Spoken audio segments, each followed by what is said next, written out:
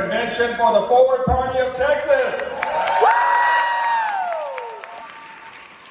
Now, many of you have been working on some of these issues for a long time. Others of you are just brought by a friend, you're kind of curious. I sometimes call it Forward Party curious.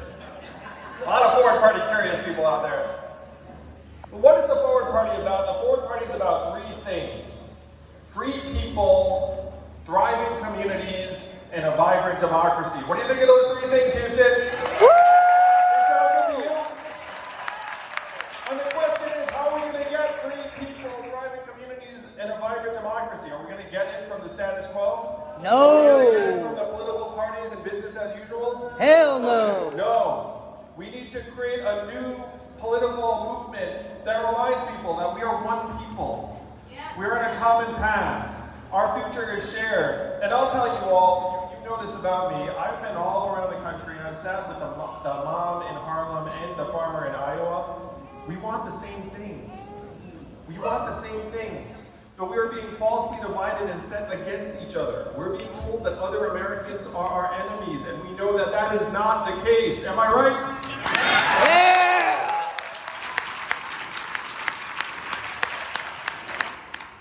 Millions of Americans right now despair. They're not sure what the heck to do. They know that there's a problem, but they're not sure what to do.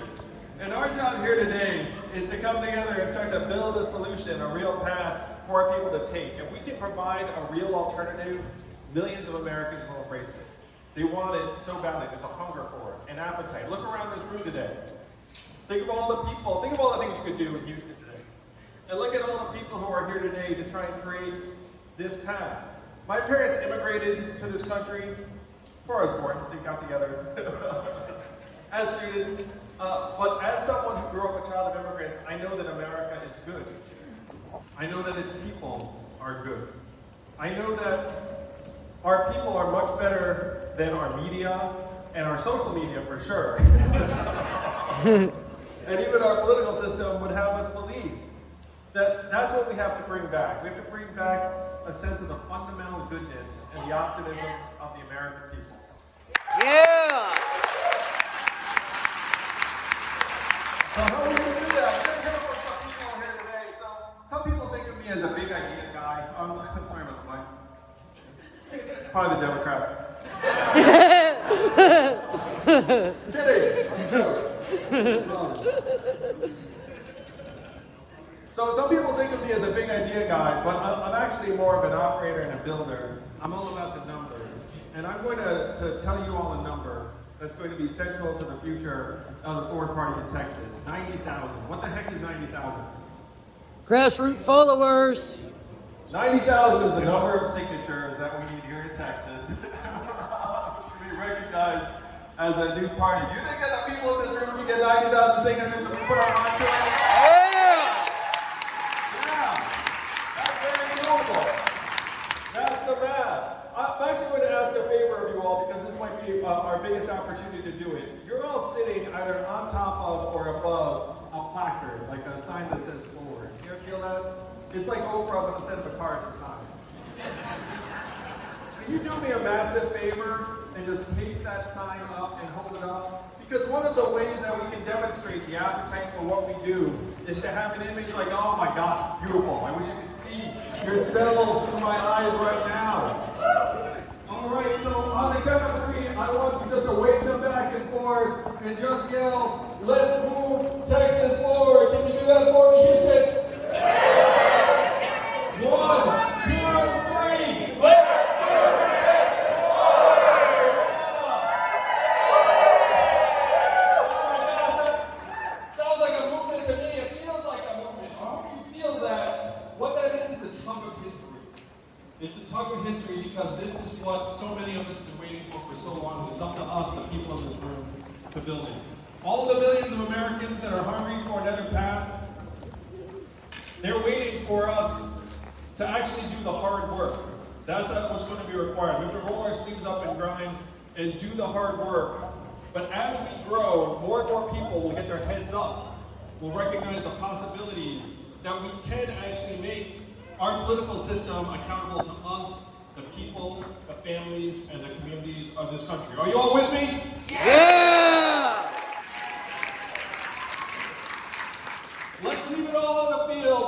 know our own history, where when times were bleak, in another era where America was just as divided as this one, what happened? There was a civil war, yes. But also, millions of Americans rose up and created a new party, a new movement, that over a period of years served to unify the country. I think that's where we're at again. We're at a need for that kind of popular, unifying movement that helps realign our politics. What do you think, Houston? Do you agree? Yeah!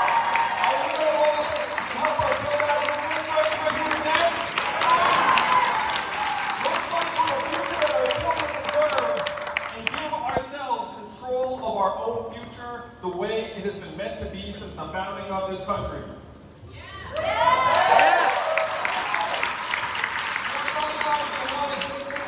That this partisanship that we're experiencing right now is exactly what they warned us against.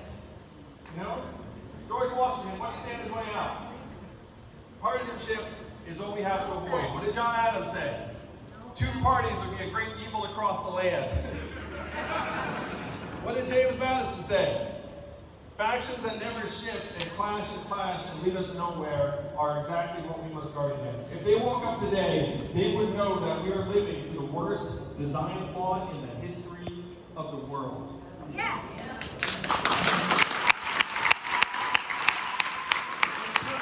Friends against friends, family members against family members, and what is required to get us out of this mess is a group of people like us here today doing this hard work, yes, but also reminding Americans that this is a good country, we are good people, and there is so much more that unites us than divides us. I've been working with some incredible people who, frankly, we don't see eye to eye on everything. But we do see eye to eye on the need for a new, positive approach to our politics. You're going to hear from a number of them today, but I'm going to welcome to the stage right now the co-chairs of the Forward Party of Texas, Bill King and Rick Kennedy. Let's hear it up for Bill and Rick, everybody. And let's do it all in the field. Let's do who we are, contribution.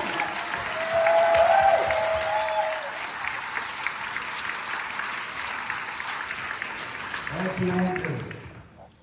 You know, I ran for the United States Congress as a Democrat twice, and after the November election of 2020, I walked away. I said, this system is so messed up, I want nothing to do with it. I'm never going to engage in politics again. And then in January of this year, I sat in on the first Texas statewide Forward Party meeting, just out of curiosity, just to see what was going on. And I sat in that meeting for about 45 minutes, and at the end of that meeting, I looked at my fiancée, Sarah, and I said, oh, dang it. I gotta get involved. This is too important. Now, if you had told me, and I didn't say dang, I actually said something else. If you had told me back then that 8 short months later, we would be doing this, I would have told you were out of your minds. But this is an example of the hunger that Andrew just talked about. The hunger that people have for a new and positive direction in our politics. And that's what we are going to bring to the state of Texas.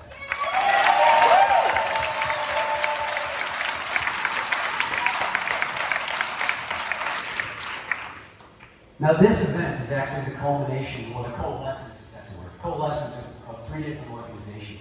The Serve America movement, the Renew America movement, and the Forward Party that all merged back in July.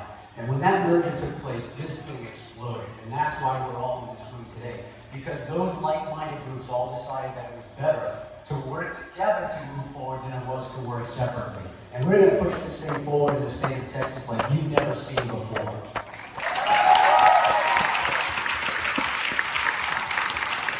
And you're going to hear a lot today. You're going to hear all the 5 W's. The why, the how, the when, the who, and the who is all of us, by the way. On how we're going to move this thing forward in the state of Texas. So we got a bunch of great panels to inform you of all this, but before we get to it, I get to do a little bit of housekeeping, and I'm going to use my phone for that because I don't want to miss anything. In the unlikely event of a water landing, there are emergency exits in all the corners of the room, as well as the back. Cell phones, if you could, please silence your cell phones, but don't put them away. Feel free to live tweet and post and everything that you want to do on social media as we move forward. Restrooms in the back, out by the lobby, left and right. You've got drink and food tickets in your bags. Feel free to use them at any time. If you have any questions, find somebody with a volunteer jersey out there. And oh, by the way, in your bag as well is a little card for our Final Five voting exercise. And I'm not going to read out the whole scenario to you, but I encourage you, grab your cards, snap that QR code with your phone, and vote for Shaq or Willie or Mark Cuban or whoever your preference is. We'll run a primary through about 3:15, and then the top 5 will go on to the general election. So, I encourage you to get active, participate, and at this point, I'm going to hand it over to my fellow co-chair, Mr. Pilkey. Hey guys, it's so great to see so many of you that we know with COVID. I haven't seen a lot of you lately, so it's really good to be back. And so many from the 2 mayoral campaigns where we almost elected an independent as mayor of Houston once upon a time. I want to make a few introductions here. We've got a couple of our national board members. Texas is so important. We have 2 national board members come in, one from the West Coast, one from the East Coast, right? So we have Michael Wilner and Alana Dunnigan here. Would y'all stand up and wave, everybody? This event was made possible by the hard work of our Texas Executive Committee. We've got about 25 people from all around the state. They've been meeting every 2 weeks and every week recently to get this organized. And I'm not going to introduce them all right now because you're going to meet them later when we do regional breakouts. But I'd like the entire Texas Executive Committee to stand up and let's just acknowledge them for a second.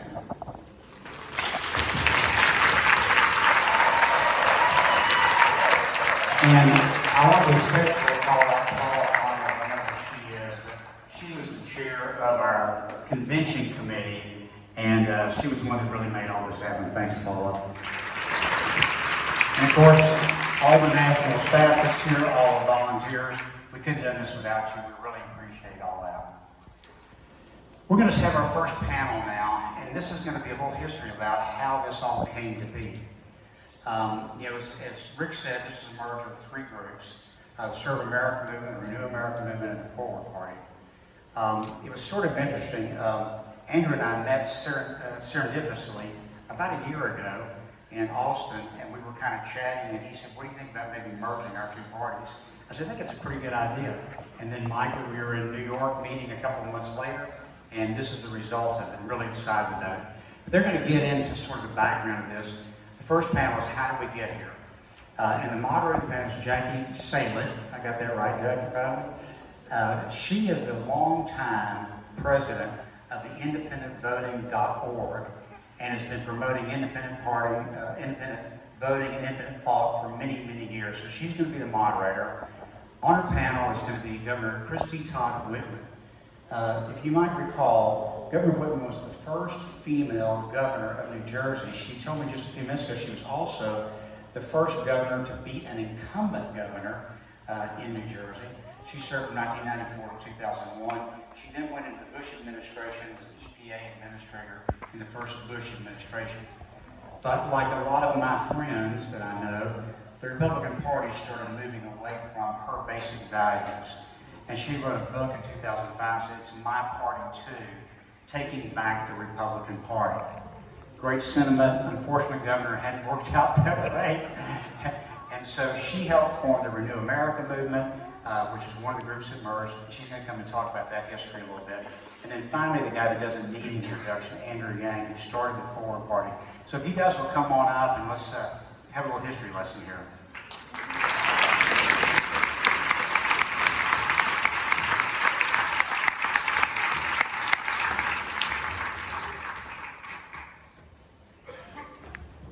Bill King should be mayor of Houston, in my opinion. What do y'all think?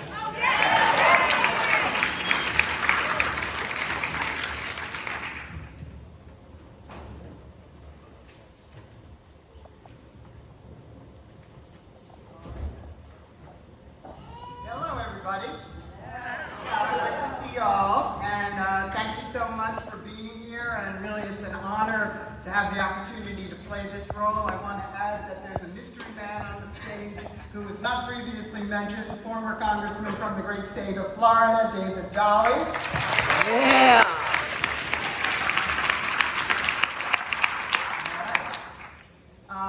Yeah, just to start us off here, we're going to try to drill down on some of the issues that we're facing as a movement and talk with these three very, very distinguished leaders about the challenges, the vision, the pathway that we're on. And I just want to say, though, to start us off, that when I refer to them as distinguished leaders, I mean something very particular by that. And I don't mean that it is simply because of their titles and their position here. We're talking about a former member of Congress. We're talking about a former governor. We're talking about a former almost president of the United States. Yeah. We're talking about people who had position and power, who had worked hard to build their careers inside of the political parties and could have stayed there, but they decided not to. They walked away from that in order to try to build something that is new, not just a new party, but a new kind of party, something that could break through the divide in our country and put us on a new path. So I want to ask all of you as we start this conversation to join me in showing them some love and respect for having the courage to stand up and get on the road that they are on. Thank you so much for what you are doing.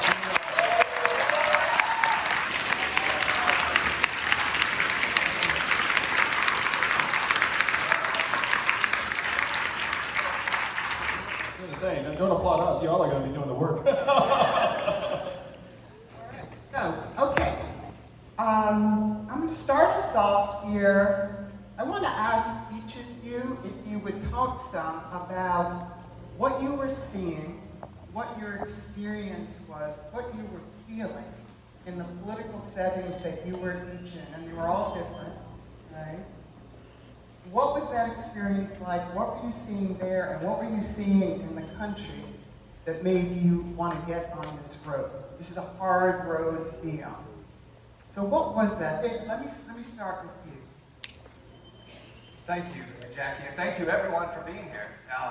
Neither the governor nor I will bring the energy that Andrew does, so if we hit a lull, we'll hand it off to him to get the crowd revved up again. Let's just fast forward. Let's set aside for a moment my journey through the Republican politics post-Trump, because there are unique challenges, I believe, within today's Republican Party related to his emergence. Set aside that evolution of this latest chapter, and I would say this. The parties have arrived at a place, both major and minor parties largely, in which they crush independent thought. They crush independent. And I thought we should exercise our politics in a way towards finding solutions and towards giving a voice to the most number of people and to celebrate the pluralism that the nation was founded on. That is not where parties are today. They're just not constructed that way. And you don't have to go all the way back to 1789, for example. Yes, you can go back in our lifetime, the last 20 years, on very hard issues. Take the question of abortion and life and the politics of reproductive health. Just 20 years ago, the Democrats were a big enough tent to have pro-life and pro-choice voices, and the Republican Party was as well. But look where we've come, not just on that singular issue, but on all issues. And where that revelation really occurred to me, my journey away from the party started. I was never a good enough Republican, to be honest, from the time I signed up. I was kind of a Bush 41 conservative Republican. Maybe a Governor Whitman type Republican, right? And so I was out of step, right? Even when I served in Congress as a Republican, I supported marriage equality, climate science, and campaign finance reform, gun reform, nothing that Republicans wanted. When I left the party, the natural question is, oh, are you going to become a Democrat? No, because the problem is I also support less taxes and less regulation. And so I could either stay in the Republican Party and exercise only a certain number of my political convictions and not the others, Or I could join the Democratic Party and only exercise those other convictions, but not actually exercise my more traditional conservative positions.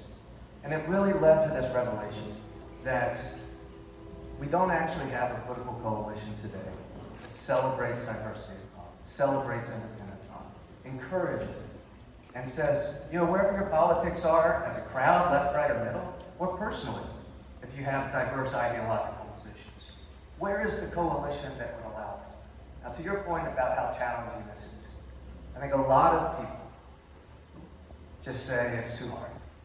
It's too hard. Whether you were in elected office or you're in the crowd today, you just decide these challenges are too big. But I would suggest that the day we stop fighting to move the independent movement forward, we lose. And who wins? The coalition is the one that can crush your independent. And that's just, that takes us to a very dark chapter in America if we allow it.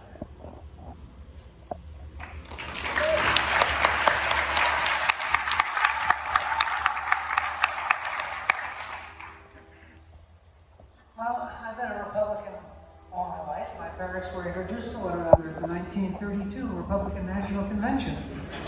So it's kind of been in the blood. But when I got to about 13, I did what most teenagers do. I started questioning my parents, deeply questioning my parents about their beliefs. But I came down on the side of respect for the individual as evidenced by letting them keep more money in their pocket, or lower taxes, less government interference in our everyday lives, and some of the basic principles that we had.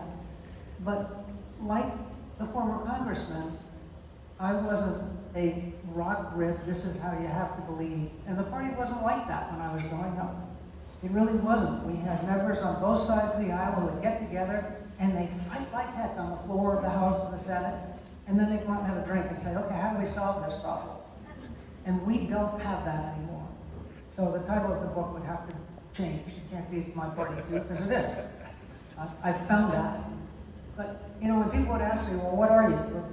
Liberal, conservative? I said, tell me the issue, I'll tell you where I stand, and then you decide. Because I'm not going to be in the same place on every issue.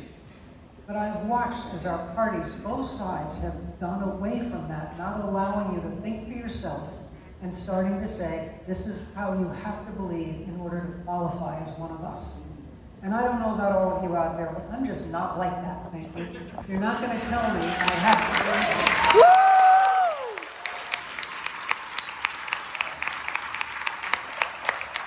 You're going to let me think for myself, you're going to let me come to my own conclusions, and then, you know what, you and I are going to sit down and talk, and guess what we're going to find? We're really not that far apart. When you sit down and talk to somebody else on the other side, you find, yeah, we can peel back this onion and find places where we can agree and move things forward.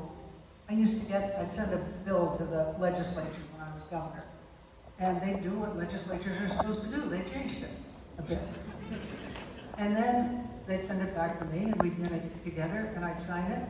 And then the press would come and say, well, aren't you upset? I said, about what? Well, you didn't get it exactly the way you wanted it. I said, yeah, well, we're making progress. We now have a movement in juvenile justice reform, I'd say we never had before. We have things are happening. It's not exactly the way I proposed it, but that's okay, as long as we're moving forward. And that's what this party is about.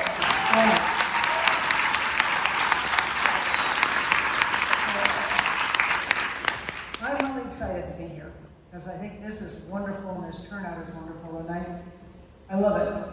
There are people who started about the age I started, right here in the front row. And it's good to have people understand we're the ones that are supposed to control this process. We're the ones to whom our elected officials answer.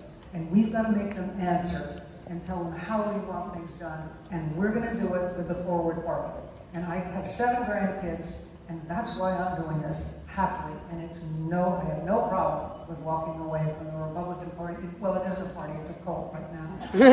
Yeah, let's be honest.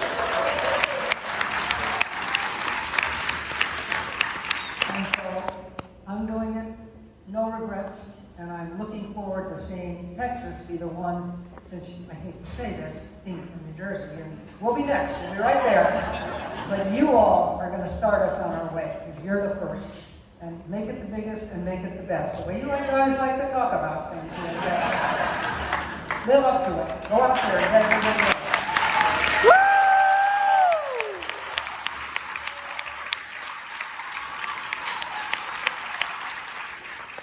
You know, the story of how your parents met, Governor, made me look around the crowd and be like, anyone meeting here today? You know, like there was a story, like 6 years ago, and then the forward party launch. I want to reflect on how unusual it is for 3 organizations to come together and make common cause. David was the head of the Sam Party. Governor Whitman was the co-chair, I believe, of the Renew America movement, and I'm the Forward Party. And we all sat around the table and said, hey, you know what? Like, let's actually team up and try and make the changes the American people need. Now, it sounds fairly common sense. I'm going to suggest that's kind of what we want from more of our leaders and politicians. But it's really unusual for organizations to set aside their individual agendas or egos or slight ideological differences and say, no, I'd rather go it alone. So hopefully the historic nature of this gathering actually ends up setting the tone for what we think the Forward Party can be here in Texas and around the country.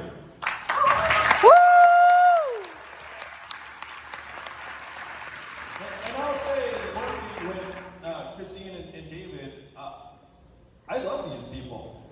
In large part because they are doing what they think is right for the country for no other reason but a spirit of patriotism and service and fellowship. There is no other reason.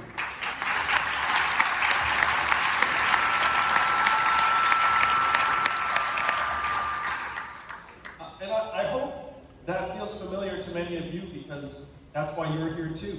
You want that sense of fellowship with your fellow Texans and Americans, regardless of the letter next to their name. It's very, very destructive for us to be cordoned off in these tribes that have become increasingly polarized and ideological and made to feel like that person, that your neighbor, is now your antagonist. That's not a healthy society, it's not a healthy approach.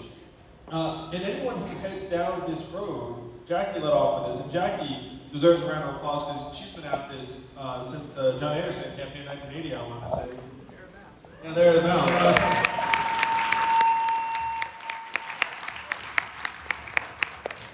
But the people who head down this road are doing it simply because they know it's what the country needs. It's not an easy road. We're all in it for the long haul. But I will say that the potential energy around this movement is sky high. Where, as you can imagine, I walk the streets of New York City where I live, but I also walk around a lot of places. I travel a lot. And I can't tell you how many people just look at me and just give me a thumbs up and be like, hey, yeah, or let's do it. Like there's so many people. Now, these are not people that are super political for the most part, but they can sense that that's why I'm in it, that's why the governor's in it, that's why David's in it. And I hope that's why you discover that you're in it too, because so many people want what we're going to deliver for the country.